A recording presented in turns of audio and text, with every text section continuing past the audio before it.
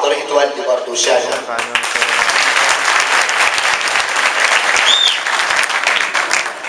يا سيداتي آنساتي سادتي يا أهل مصر، يا كل ست وكل طفل وكل راجل، يا كل طالب، يا كل صاحب بيت وعامل، يا فلاحين الأرض، يا أصحاب المتاجر، يا مهندمين اللبس، يا بتوع المظاهر، يا كل واحد له كيان، يا أي واحد مهما كان، يا كل ست وكل طفل وكل راجل، يا أهل مصر.